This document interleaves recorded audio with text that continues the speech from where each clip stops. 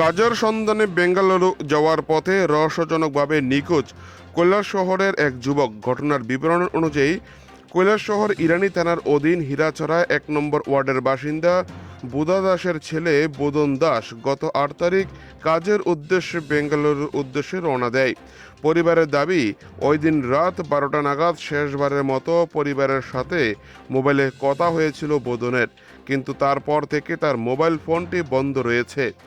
এতদিন কেটে গেলেও তার আর কোনো খোঁজ পাওয়া যায়নি। এর আগেও বেশ কয়েকবার বেঙ্গালুরু গিয়ে কাজ করেছেন বুদন, কিন্তু এই প্রথম এমন ঘটনা ঘটায় চরম দুশ্চিন্তায় দিন কাটাচ্ছেন পরিবারের সদস্যরা।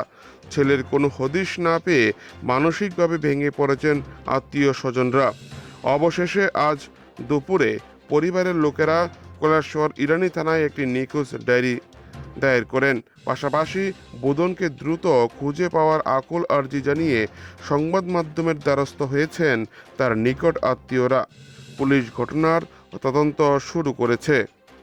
কৈলাসহর থেকে নিজস্ব প্রতিনিধি রিপোর্ট, টিভি 100 বাংলা। বুদন দাস বেঙ্গালুরু কিছু বাইরে ৮ তারিখ ৫ দিন আগে বেঙ্গালুরু গেছে না, কারো আত্মীয় স্বজনের বাড়িতে গেছে। 5 দিন হয়েছে এখানে গেছে না, মোবাইলে ফোন ঢুকেনি। মোবাইলে ফোন ঢুকে না, লাস্ট কথা হয়েছে রাত 12টার সময়, তার গান কথা হয়েছে switch off, mobile switch off হয়ে। তো তার সাথে আর কেউ গেছিল নি? না, একলাই গেছে। একলাই গেছে। তো এখানে গিয়ে যে ট্রেন থেকে নামছে একলা, তোমরা কেমন খবর পাইছো? ট্রেন থেকে নামছে নাই, নামছে না যায় গুয়াহাটি পর্যন্ত লাস্ট চালক কথা হয়েছে। এরপরে আর হয়েছে তার নাম কি? বুদন দাস, বা বাবার নাম?